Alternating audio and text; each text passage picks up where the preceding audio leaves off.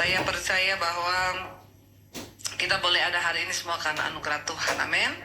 Iya, saya pengen tanya ya, setiap kita yang hadir hari ini, kira-kira apa tujuan hidup kita? Ya, semua yang duduk hari ini, tujuan hidup saudara itu apa? Pernah kepikir nggak? Aku nih hidup untuk apa? Atau ya ada yang berkata ya saya tuh hidup ya hidup aja, Bu, nggak pernah kepikir tujuan hidup saya itu apa. Ada yang begitu? Tujuan hidup aja nggak pernah kepikir. Ya, tapi ini sebuah pertanyaan penting. Menurut, saya mau panggil Bapak Ibu masih muda-muda ya. Menurut kalian hidup itu perlu ada tujuan nggak? Ya perlu dong ya. Kita melakukan segala sesuatu kalau nggak ada tujuan, ya kita pasti yang pertama nggak fokus, yang kedua ya akan sembarangan. Tapi ketika kita punya tujuan, maka ya itu yang akan mengarahkan kita untuk melakukan itu dengan baik dan maksimal. Ya 1-2 orang aja wakili, ya apa tujuan hidup kita. Nggak apa-apa kalau salah, nggak dihukum. Benar juga nggak dapat sepeda, apalagi mobil. Ya, kira-kira apa tujuan hidup? Ada yang bisa? Karena saya tahu setiap orang itu pasti punya pandangan yang berbeda. Saya pernah pelayanan di Manado naik kapal. Waktu itu ya masih ada kapal ke Manado, kapal laut. Dari Jakarta tuh 4 hari di atas kapal. Ya ketika kita mengarungi samudra luas, satu kali saya tuh lagi berdiri di dek kapal itu. Di depan saya lihat ya kayak film-film Titanic gitu ya. Tapi saya nggak ada pacar waktu itu, belum menikah. Saya tuh lihat ya, terus tiba-tiba ada satu orang pemuda datang. Dia bukan beragama Kristen ya. Dia berdiri di samping saya. Terus kita ngobrol lah, dia bilang, wah ini laut luas sekali ya. Terus saya bilang, iya. Lalu kita ngobrol, saya memang sengaja membawa dia kepada Tuhan. Lalu saya tanya sama dia, Mas, tujuan hidupmu tuh apa? Dia kaget. Lalu dia bilang sama saya gini, jujur, saya gak pernah kepikiran dengan tujuan hidup. Saya tuh selama ini ya hidup aja. Dan baru kali ini ada orang yang bertanya kepada saya tentang tujuan hidup saya ini apa. Dan saya kaget dan saya syok. Dia bilang karena saya gak punya jawaban. Orang saya kepikir aja enggak. Terus saya bilang sama dia gini, Mas coba kamu bayangkan, kita ada di satu kapal yang ini di depannya gak kelihatan daratan. Yang ada tuh cuma air. Gak terlihat apa-apa, cuma air. Kayaknya semua ini laut. Kamu bayangkan kalau kapal ini berjalan tanpa tujuan. Ya kira-kira apa yang akan terjadi? Ya dia cuma terombang-ambing yang nggak tahu kapan karamnya, bahkan mungkin semua penumpangnya juga mati. Demikian juga dengan hidup. Orang kalau nggak pernah punya tujuan hidup, ya dia akan menjalani hidup ini ya makanya banyak yang mau ya ngalir aja lah. Kelihatannya sih itu satu jawaban yang kelihatannya rohani dalam tanda kutip, tapi ya ngalir tanpa tujuan juga ya hanyut. Saya nggak tahu, nggak ada yang jawab ini apa karena memang malu menjawab atau memang sama sekali nggak kepikiran juga kayak pemuda tadi. Ya saya ini hidup aja, Bu, ya saya nggak kepikiran tuh tujuan hidup. Baru sekarang juga saya dengar. Saya mulai berpikir tentang tujuan hidup ketika saya pertama kali terima Tuhan Yesus ya, dan saya baru tahu bahwa ternyata memang hidup ini bukan hanya sekedar untuk dijalani. Ya ingat loh, hidup ini bukan hanya sekedar untuk dijalani, karena ada sebuah tujuan yang harus kita capai. Tentunya tujuannya itu ya bukan menjadi kaya ya, itu bonus. Saya percaya itu bonus yang akan Tuhan beri kalau kita tuh sungguh-sungguh mengejar apa sih tujuan Tuhan bagi hidup saya, rencana Tuhan bagi saya. Nah tentunya ya yang kita kejar di hidup ini yang pertama sebagai anak Tuhan tentunya nilai yang sampai pada kekekalan. Ya kalau orang itu menyadari bahwa dia itu hidup dengan tujuan, ya hidup ini ini ya persiapan untuk kita menuju kepada sebuah kehidupan yang sampai pada kekekalan. Karena firman Tuhan berkata bahwa hidup kita yang sesungguhnya itu bukan di sini loh. Ya, amat sangat kasihan dan sangat disayangkan ketika orang berpikir bahwa hidup yang sesungguhnya itu di sini sekarang. Rasul Paulus berkata, kita ini di dunia ini hanyalah perantau. Karena ada satu tanah yang Tuhan sediakan buat kita, dan dunia ini bukan tujuan. Dunia ini bukan tujuan hidup kita, tapi tujuan kita yang sesudah hidup di dunia ini tuh. Nah terus kenapa kita ada di hari ini? Ya kita ada hari ini, kita ada di dunia ini untuk mempersiapkan hidup yang sesudah hidup ini nanti, yang itu sampai pada kekekalan. Banyak orang yang hanya berpikir hidup hanya sebentar, hanya sekarang ini saja, makanya dia habiskan seluruh waktunya, bahkan dia halalkan segala cara untuk dia dapatkan apa yang dia mau. Ya, saya ketemu dengan banyak pengusaha dan mereka cerita bagaimana mereka berdosa di dalam menjalankan usaha mereka. Ya, saya pernah dengar dari seorang, dia bilang, waduh kita itu Bu, kalau ya saya usaha tuh tambang. Ya kalau ada orang nggak mau kasih tanahnya, ya bahkan maaf dalam tanda kutip, ya kita sengaja bikin kecelakaan.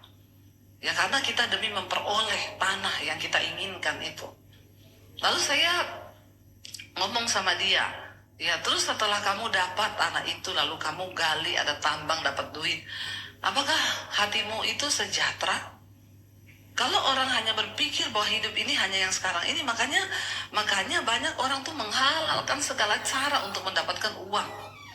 Karena tujuan hidupnya hanya sampai di dunia ini saja. Dia lupa bahwa ada satu tujuan yang sampai pada kekekalan yang harus kita kerjakan. Ya, dan selama kita ada di dunia ini, apa yang Tuhan percayakan ya, lalu kita berpikir, sekarang apa Bu yang harus kita lakukan untuk kita ini mempersiapkan hidup? Selama kita hidup di dunia ini, kita memang semua harus bekerja. Nomor 1 itu Tuhan, nomor 2 keluarga, nomor 3 pekerjaan. Ya, nomor 4 tuh baru pelayanan. Tapi banyak orang berpikir bahwa pelayanan itu Tuhan. Nomor 1 Tuhan, nomor 2 keluarga urutannya, nomor 3 pekerjaan. Nomor 4 tuh baru pelayanan. Kalau saya ya nomor 1 Tuhan, nomor 2 keluarga, nomor 3 ya pelayanan. Karena ini juga ya dibilang pekerjaan ya iya. Ya Tuhan tuh menghidupi saya juga dari pelayanan. Dan sekarang ketika kita diberi sesuatu, kita ada di dunia ini, apa yang sedang kita kerjakan? Apa sih Bu yang harus kita lakukan kita mempersiapkan hidup ini? Saya pengen kita buka, mari kita baca bersama Pengkhotbah pasal yang ke-9. Pengkhotbah pasal yang ke-9 ayat yang ke-10.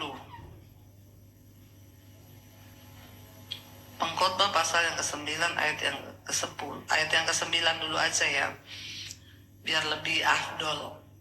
Ya, bagaimana kita mencapai tujuan hidup kita di dunia ini yang sampai pada kekekalan. Ayat yang ke-9 ya dikatakan di sana, nikmatilah hidup dengan istri yang kau kasihi seumur hidupmu yang sia-sia, yang dikaruniakan Tuhan kepadamu di bawah matahari, karena itulah bahagianmu dalam hidup dan dalam usaha yang kau lakukan dalam jerih payah di bawah matahari. Saya yakin di sini kita semua pasti punya sebuah kerinduan untuk membangun sebuah keluarga atau rumah tangga. Ya, semua orang normal pasti berpikiran seperti itu, kecuali memang dia terpanggil untuk hidup selibat. Ada orang-orang di dunia ini yang memang Tuhan ciptakan dia tidak menikah, dia itu panggilannya hidup selibat. Dulu saya pernah berpikir ketika saya terima Yesus, saya pikir Tuhan saya tidak mau menikah, saya mau sendiri aja, saya pelayanan. Tapi saya mendengar suara Tuhan, satu saat saya berdoa, Tuhan tuh ngomong, kamu terlalu cantik untuk tidak menikah. Ya, maaf ya, itu suara Tuhan buat saya gitu ya. Saudara setuju atau tidak ya terserah. Lalu akhirnya saya mulai berdoa buat jodoh saya. Orang itu semua kan hidup, dia dilahirkan lalu besar, lalu dia menjadi dewasa, punya kerinduan untuk membangun rumah tangganya sendiri. Untuk apa kita hidup di dunia ini? Untuk apa kita bekerja? Ayat ini berkata, yang pertama, nikmatilah hidupmu dengan istri atau suami yang engkau kasihi seumur hidupmu yang sia-sia. Kenapa ayat ini berkata hidup itu sia-sia? Ya memang, semuanya akan hilang. Nggak ada satupun yang bisa kita bawa. Termasuk suami, istri yang kita miliki hari ini, satu saat semua kita juga akan tinggalkan atau dia yang akan meninggalkan kita. Ya, saya selalu berkata kalau ada ibu-ibu yang mau bunuh diri, suaminya selingkuh, saya bilang jangan bunuh diri karena suamimu selingkuh. Makanya ibu jangan mencintai suami lebih daripada mencintai Tuhan. Karena suami itu dua saja, kalau nggak diambil Tuhan, diambil pelakor. Ya, tapi di sini tidak ya, semuanya laki-lakinya baik-baik. Ya, yang pertama cintai Tuhan dengan segenap hati kita. Yang kedua, nikmatilah hidupmu dengan istri atau suamimu atau dengan keluargamu yang hari ini ada. Yang sudah menikah berapa banyak di sini? Boleh angkat tangan yang sudah menikah? Ya, yang lain belum ya. Yang sudah nikah jangan ngaku-ngaku belum nikah ya. Jadi kalau hari ini engkau punya suami, punya istri, ya Alkitab bilang apa arti hidupmu? Ya tujuan hidupmu hari ini engkau hidupi dengan rumah tangga yang ada sekarang dengan pasanganmu, nikmatilah itu. Ya, di dalam Tuhan. Karena banyak orang ya dikasih uang tapi dia nggak dikasih karunia untuk menikmati. Ya, kita perlu loh minta karunia untuk menikmati. Karena tidak semua orang loh, ada juga orang kaya yang nggak dapat karunia menikmati, dia kaya. Tapi tiap hari cari uang, stres, marah-marah, punya villa di mana-mana, villanya yang nikmati penjaga villanya. Ya, dia datang setahun sekali, penjaga villanya di situ nikmati kolam renang, anaknya berenang, ya, istrinya goreng pisang, lampu rusak, dia tinggal telepon yang punya villa, Pak, lampunya rusak, plafon rusak. Oh iya, tolong panggil tukang benerin berapa? 7 juta habisnya. Iya, saya transfer ya. Dia tinggal laporan, listrik yang bayar juragannya masih dapat gaji tiap bulan. Jadi kira-kira yang lebih menikmati yang mana? Hah? Penjaganya atau yang punya? Jadi saudara mau jadi penjaga atau yang punya villa? Ya, lebih enak lagi jadi yang punya tapi menikmati. Jangan sampai jadi yang punya tapi tidak menikmati. Penjaganya tiap hari hidup nggak pernah ada tekanan, ya, nggak pernah dikejar pajak. Dia hidup dengan istri anak bahagia di villa itu, dikasih kendaraan untuk operasional, gaji tiap bulan terima, rusak yang benerin yang punya villa. Jadi kalau saya lihat sih penjaga villa itu lebih daripada pemenang. Ya, yang punya villa pemenang, tapi penjaga villanya lebih dari pemenang. Saya sedang memberi satu gambaran bagi saudara, jangan sampai engkau bekerja, tapi engkau lupa untuk menikmati hidupmu. Amin. Nikmati dengan siapa? Ya tentunya dengan istrimu atau dengan suamimu, jangan dengan istri orang. Ya, kemarin saya tuh baca ada ulasan dari seorang dokter di Instagram. Ya, kenapa suami berselingkuh? Ya, survei suaminya jawab, karena selingkuhan saya tuh lebih ramah dari istri saya. Dia nggak pernah maki saya, dia nggak pernah teriakin saya, dia nggak pernah panggil saya bodoh. Ya, dia tuh mengasihi saya, selingkuhannya. Saya gregetan juga baca itu ya. Saya komen ya, iya karena masih bulan promosi. Ya, coba promosinya habis, kau hidup sama-sama dia, lebih gila dari istrimu. Ya, jadi nikmatilah hidupmu yang pertama dengan pasanganmu, dengan suamimu.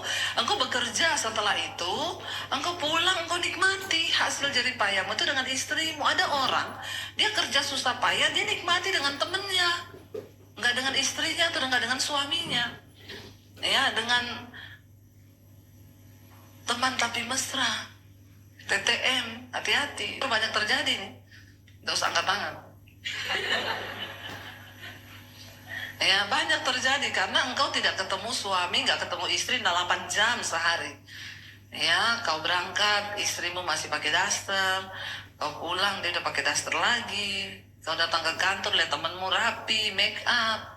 Ya, akhirnya makan siang bareng.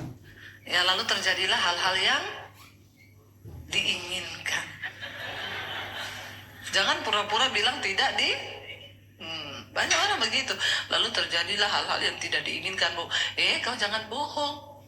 Kalau tidak diinginkan tidak Nah, berarti karena memang jangan ya. Yang pertama, ya istilah hidupmu itu dengan nikmati berkatmu dengan pasanganmu, dengan suamimu, atau dengan istrimu. Nikmati itu. Yang kedua dikatakan di sini, bagaimana kita, karena hidup ini sia-sia, tidak akan ada satupun yang kita bawa. Ya, karena itulah bahagiamu. Saya pernah lihat satu ilustrasi, satu ekor tupai. Dia masuk ke salah satu kebun. Jadi kebun itu semua tertutup rapat. Hanya ada satu lubang sempit banget. Jadi tupai itu berusaha masuk dari lubang sempit itu. Waktu dia masuk kan dia belum makan. Dia masuk akhirnya ke kebun itu. Dia makan itu buah, saudara, sampai dia 3 hari di situ, perutnya gendut, ininya gendut. Waktu dia mau keluar, dia nggak bisa keluar. Karena lubang itu sempit. Akhirnya dia diet dulu 3 hari lagi tidak makan. 3 hari baru dia bisa muat lagi keluar dari lubang itu. Itu gambaran manusia itu di dunia ini. Kita tuh lahir nggak bawa apa-apa. Kita datang ke dunia ini telanjang. Waktu kita pulang nanti dipanggil Tuhan juga kita nggak bawa apa-apa. Jadi nikmatilah setiap hari yang engkau alami. Boleh punya mimpi, tapi jangan terlalu halu. Kadang orang itu nggak bahagia tuh karena halu. Apalagi dengan adanya dunia media sosial sekarang.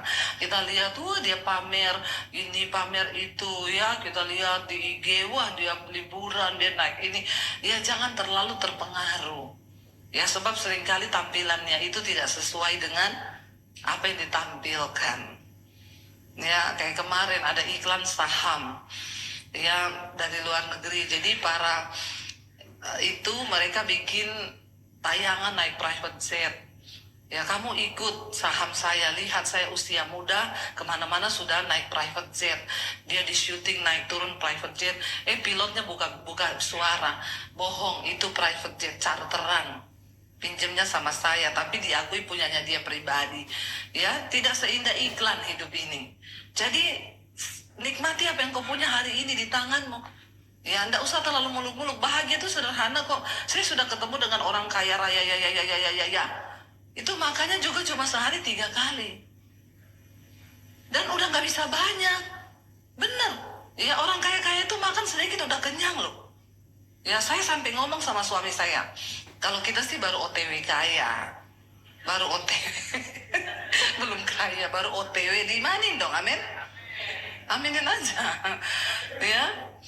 Saya tuh ngomong sama suami saya, kita ini dulu tiap hari cicilan banyak, dikejar debt collector. Makan banyak, saudara. Makan itu piringnya nasinya segini, nambah 2 kali, ndak gendut. Bener, ndak gendut. Sekarang, ya ampun, makan nasi 2 sendok, tambahin yang protein, gendut. Lewat rumah makan Padang aja naik 1 kilo. Saya tuh sampai suami saya tuh gini, sampai dia kadang stres depan kaca gini.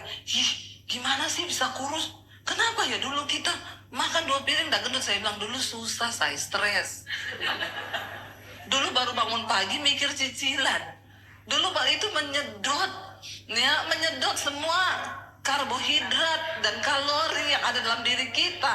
Jadi sekarang kamu pilih kurus seperti dulu, atau sekarang tapi nggak ada debt collector datang. Terus dia bilang, iya ya. Tapi masa sih iya? Ya, jadi sekarang ya diberkati. Bisa makan apa aja. Tapi ya itu, baru makan dikit aja udah gendut. Stres enggak? Ya, jadi bingung kan? Jangan saudara pikir, saudara kadang lihat orang kaya enak ya hidupnya. Stres juga loh. Ya, bayangkan dia makan tuh sehari 3 kali. Bahkan saya ketemu orang yang sudah kaya raya, ya, itu udah nggak seneng makan yang, ya, kalau ke tempat mana-mana cari restoran yang ada singkong goreng dong. Itu orang yang itu the real sultan itu. Ya, dia cuma cari yang kembali ke yang makanan-makanan yang saya bilang. Saya kadang suami saya orang tuh kalau sudah kaya juga di tingkat itu, dia juga bingung loh mau ngapain, itu bingung. Makanya kadang ngajak orang duduk dengerin dia cerita itu udah seneng. Karena jadi bersyukurlah kalau kita masih menikmati perjuangan, nikmati perjuangan itu. Karena setiap season itu ada hikmahnya. Nikmati hidupmu dengan istrimu, jangan dengan istri orang, dengan suami orang. Karena segala sesuatu di hidup ini sia-sia. Kita mati, nggak ada satupun yang kita bawa. Jadi paling nikmat itu nikmati. Amin. Yang kedua ayat 10 berkata, baca bersama ayat 10, segala sesuatu yang dijumpai tanganmu untuk dikerjakan, kerjakanlah itu dengan sekuat tenaga, karena tidak ada pekerjaan, pertimbangan, pengetahuan, dan hikmat dalam dunia orang mati kemana engkau akan pergi nantinya. Kita ini kan sedang berjalan semua kepada satu kehidupan yang satu yang pasti di hidup kita ini adalah kematian. Nah, tapi kita nggak pernah tahu kapan kematian itu datang. Ya, bisa jadi sebelah kananmu minggu depan sudah tidak ada. Coba lihat sebelah kanan. Bisa jadi yang kiri besok. Ya. Jadi firman ini mengingatkan bahwa ada satu dunia yang kita akan pergi ke sana semua, ya, kemana engkau akan pergi, ya, kita ini semua nanti akan pergi ke sana. Nah, makanya selama kita masih hidup, dikatakan di sana, apa yang dijumpai oleh tanganmu, kerjakanlah itu sekuat tenaga. Saya percaya nggak akan ada orang miskin kalau dia mau bekerja, apapun itu. Saya ini pernah jadi penjual jus di pinggir jalan. Ya, di Solo dulu, ya itu di pinggir jalan, benar-benar nggak dipinjemin ruko, di emperan toko. Ya, mulai buka itu kalau tokonya sudah tutup jam 6 sore, saya mulai jualan, kadang sampai jam 12 malam. Saya pernah menjalani itu. Kenapa? Saya nggak mau minta-minta, prinsip saya. Apa yang saya bisa kerjakan, saya kerjakan. Saya dulu pernah jualan sambal roa. Ya, saya nggak malu. Daripada saya minta uang orang, saya pinjam uang buat hidup. Ya, Tuhan kasih saya tangan dua, saya kerjakan. Saya dan suami pernah jualan serabi di Jakarta. Ketika baru datang, ya kita jualan serabi di pinggir-pinggir jalan. Prinsip saya tidak mau meminta-minta. Apa yang kita bisa kerjakan, kita kerjakan. Ya, jadi saya dengan suami memulai pernikahan itu bukan dari nol, tapi dari min. Dari min, kasihan kan? Kenapa saya bilang dari min? Saya ini nggak punya ijazah. Jadi saya itu mau melamar pekerjaan di mana-mana udah pasti nggak bisa. Ijazah saya ditahan papi saya waktu saya diusir dulu, jadi Kristen. Saya mau urus lagi, sekolah saya di Poso sudah terbakar waktu kerusuhan. Kasihan kan saya? Jadi memang sudah habis, ya, nggak bisa. Jadi saya memang nggak punya ijazah. Rumah saya juga terbakar, ijazah itu juga terbakar waktu kerusuhan di Poso. Ya udah, saya juga ya udah mulai dari nol kan, mau kerja mau apa nggak bisa. Tapi saya percaya Tuhan menciptakan manusia itu dengan kemampuan untuk dia bertahan hidup. Kita makanya saya suka geli ya kalau lihat orang tuh cerita, saya punya anak bu, aduh pusing kepala saya urus anak. Anakmu berapa? 1. Perempuan-perempuan sekarang ya, bisa beranak tapi nggak bisa urus anak. Saya bilang kau belajar sama rusa sana di hutan. Kau belajar sama dogi itu sekali punya anak 6, 7, 8. Ya, dan dogi itu nggak punya otak buat cari duit. Anaknya hidup nggak? Jadi kalau ada manusia yang ngomong nggak bisa urus anak, saya paling gregetan. Ya, Tuhan itu kasih kita berpikir otak. Apa yang kau jumpai dengan tanganmu untuk dikerjakan, kerjakan itu. Nggak ada orang itu mati miskin kalau dia masih punya tangan dan kaki. Orang cacat aja banyak yang diberkati Tuhan. Ya, tapi sekarang pertanyaannya kita mau nggak? Ya, kamu mau diberkati atau tidak, kerjakan apa yang kamu dapat. Nggak usah mikir gini, ini kan kerjaannya teman saya, ngapain saya kerjakan? Engkau berpikir untuk perusahaanmu, engkau mau berberi yang terbaik, udah lakukan. Perhatikan, upahmu itu datang dari Tuhan. Tuhan. Saya dulu ketika masuk di sekolah Alkitab, saya habis itu diangkat jadi kepala asrama. Saya kasih tugas anak-anak sekolah Alkitab itu untuk bersihin kamar mandi, saya yang bikin jadwal. Satu orang datang lapor ke saya, Bu, si A tugasnya bersihin kamar mandi bawah, tapi dia nggak mau, Bu. Kamu sudah suruh dia? Udah. Terus dia bilang apa? Pokoknya dia tidak mau. Ini sebentar lagi kelas masuk, kamar mandi bawah belum dibersihin. Kamu ambil sini pembersih sama sikat ya, taruh di bawah. Saya turun, saya sikat itu kamar mandi. Lalu dia laporlah sama anak itu, hei, habis kau, Ibu Dewi kepala asrama bersihin kamar mandi di bawah. Itu kan harusnya tugasmu. Dia datang, bu, sorry bu, saya aja. Nggak apa-apa. Tapi kamu sayang ya, kamu nggak dapat upah. Saya loh yang dapat upahnya ini. Dan kamu lihat nanti, Tuhan akan perhitungkan. Lakukan segala sesuatu yang kau lakukan tuh Tuhan, bukan tuh manusia. Mungkin engkau belum lihat tuayannya hari ini. Tapi Tuhan itu nggak pernah buta. Mungkin kau bilang gini, atasanku nggak lihat kok. Hello, benih yang engkau tabur itu akan tetap tumbuh. Engkau jangan berpikir ketika engkau mengerjakan sesuatu dan engkau bilang, bosku nggak lihat. Enak aja dia, aku kerjain tugasnya. Kalau engkau sedang dipepet dalam satu situasi yang memang engkau harus mengerjakan tugas orang lain, Tuhan terima kasih, aku yang dapat berkatnya. Mungkin bukan dari bosmu, tapi benih kebaikan yang engkau tabur itu akan tetap tumbuh. Dan percayalah, Tuhan itu adil. Keadilannya itu nggak bisa dihitung dengan kalkulator manusia. Mungkin engkau belum lihat hari ini tuayannya, nggak tahu berapa puluh tahun ke depan. Apa yang saya alami hari ini adalah bagian dari benih yang saya tabur dulu. Sekarang benih itu tumbuh dan menghasilkan buah. Karena itu apa yang kau dapati dengan jumpai dengan tanganmu hari ini, kerjakanlah itu dengan segenap hatimu. Karena di dunia orang mati, sudah tidak ada lagi hikmat, pengetahuan, pertimbangan. Kamu nggak bisa kerja lagi di dunia orang mati. Selama hidup, kerjakanlah, ini waktunya engkau menabur benih kebaikan. Tuhan itu tidak pernah salah menghitung upah dari orang-orang yang setia melakukan kebaikan dan kebenaran. Amin. Yang terakhir, ayat yang ke-11 dikatakan di sana, lagi aku melihat di bawah matahari bahwa ada kemenangan perlombaan bukan untuk yang cepat, dan keunggulan perjuangan bukan untuk yang kuat, juga roti bukan untuk yang berhikmat, kekayaan bukan untuk yang cerdas, dan karunia bukan untuk yang cerdik cendekia, karena waktu dan nasib dialami oleh mereka semua. Saudara, ikut Tuhan itu luar biasa.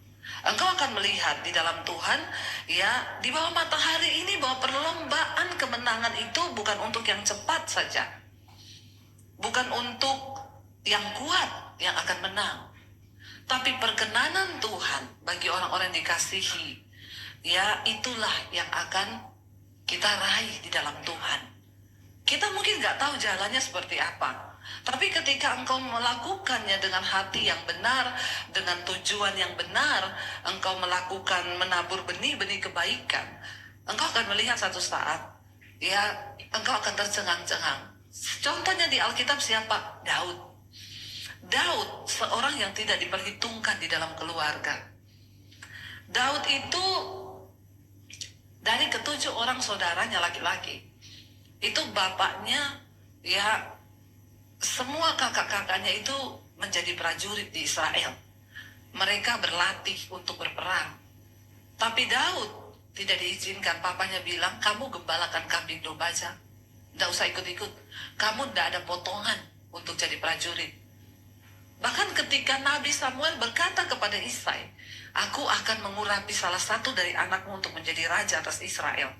Jadi besok semua anakmu harus datang ke upacara pengorbanan. Isai menyuruh ketujuh orang anak laki-lakinya kecuali Daud.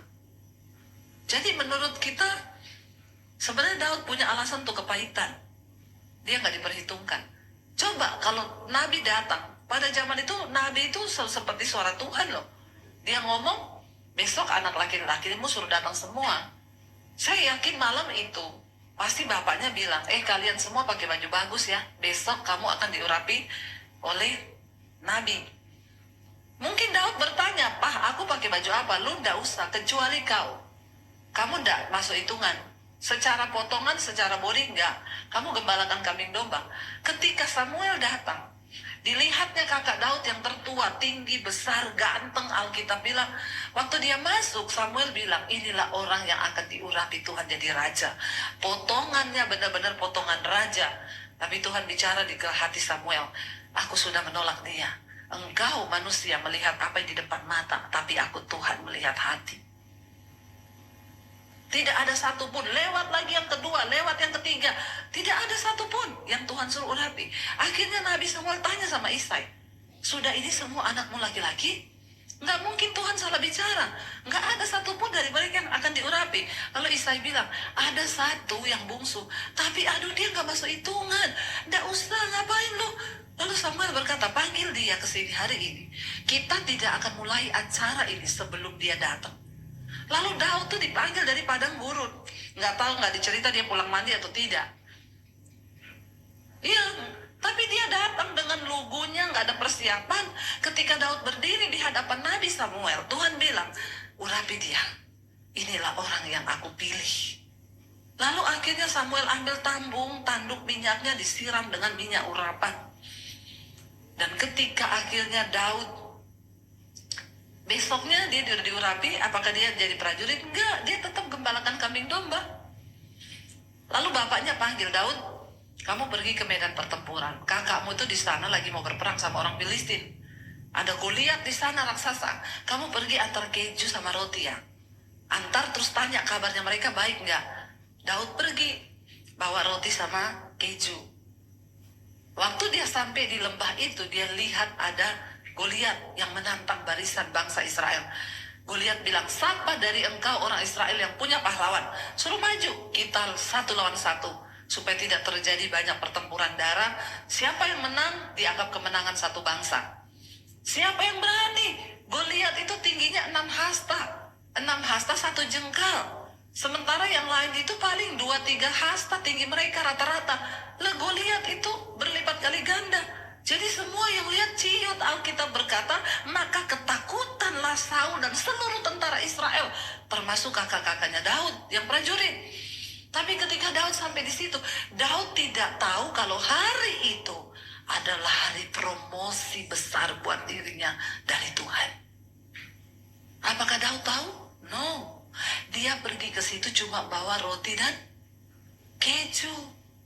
Orang yang disertai Tuhan, seringkali engkau tidak tahu masa promosi itu akan datang kapan. Setia saja lakukan bagianmu. Karena perlombaan bukan untuk yang cepat. Kemenangan bukan untuk yang kuat. Roti pun bukan untuk orang yang berhikmat. Tuhan berikan kepada orang yang dia kenal di hatinya. Daud bukan prajurit dan dia tidak menyangka kalau hari itu adalah hari promosi. Waktu dia datang ke lembah itu, dia lihat Goliat lagi menantang bangsa Israel. Daud ngomong, siapa orang Filistin yang tidak bersunat ini, yang mempermalukan nama Tuhan? Lalu dia bilang, aku akan maju untuk melawan dia. Dia nggak gini, waduh gede banget ya, waduh ini orang. Enggak loh, orang yang berjalan bersama Tuhan, engkau nggak lihat besarnya masalahmu. Karena engkau tahu Tuhanmu lebih besar daripada masalah itu. Lalu dia tantang. Lalu kakaknya datang. Aku tahu kenakalanmu ya. Kamu datang ke sini mau nonton orang perang kan? Kamu pulang ke rumah. Dia bilang, aku ke sini suruh papa hantar roti sama keju, sama tanya keadaanmu baik-baik nggak. Tapi aku mau maju melawan orang Filistin ini. Lalu Daud maju, dipakein sama Saul. Saul bilang, kamu nggak mungkin bisa kalahkan dia. Sorry ya. Kamu terlalu kecil dan terlalu muda. Ini orang raksasa, prajurit terlatih dari masa muda. Dia sudah latihan perang. Lu ngapain? Lawan dia kagak mungkin. Saudara lihat. Tapi Daud tidak mendengar perkataan orang. Jangan terlalu masukin di hati kata-kata orang yang negatif. Ya, yang membunuh imanmu. Cepat-cepat buang, itu racun. Ya, kalau dengar kata-kata negatif itu jangan diresapi. Apalagi direnungkan siang dan malam. Ini orang Kristen zaman now bukan renungkan firman, yang direnungkan tuh kata-katanya orang. Ada ibu-ibu konseling sama saya sakit hati bu sama saudara saya. Kenapa? Dia maki-maki saya nih, lihat bu, dibukain chattingan di HP. Ini dia kirim kapan? 3 bulan lalu bu. Terus kenapa ibu nggak hapus? Tiap hari saya buka. Saya lihat, tega ya kau ya. Saya bilang, ibu, siang dan malam. Kenapa ibu renungkan di kata-kata begini? Ibu terusin lagi, ibu mati kau, sakit jiwa kau. Heran loh Bapak Ibu, yang begitu didengar. Makanya saya ya, kalau ada orang datang, Bu, saya dengar cerita tentang ibu, saya tanya bagus atau tidak. Waktunya panjang untuk cerita, nggak bisa lewat telepon. Kapan kita ngopi? Tunggu dulu Bu, saya mau tanya ini cerita bagus atau tidak. Pokoknya seru Bu, tapi harus kita mau sambil ngopi, ngobrolnya biar enak. Ya, dia cerita ibu gini-gini, oh berarti cerita jelek. Maaf Bu, saya tidak ada waktu buat ngopi mendengarkan cerita jelek begitu. Ibu simpan aja cerita itu, ibu percaya atau tidak, terserah. Mending itu waktu saya pakai buat syuting, saya bikin konten, menghasilkan. Daripada saya dengar cerita, abis itu saya pulang, aduh itu orang kenapa ya dia cerita saya begini ya. Lalu saya ngomong lagi ke suami, saya itu loh, ibu itu ngomongin saya begini. Ngapain? Kalaupun ada yang WA, saya dengar gini, langsung hapus. Ya nggak penting sekarang hapus. Ya jangan tunggu 3 bulan dihapus otomatis. Hapus kalau nggak penting. Ya Daud nggak dengerin perkataan kakaknya, perkataannya Saul. Dia maju, dia bilang aku akan maju. Cuma satu yang aku tahu, Tuhan menyertai aku ketika kambing dombaku mau dimakan sama singa dan beruang. Aku kejar singanya, aku robek mulutnya, aku ambil dombaku dari mulutnya.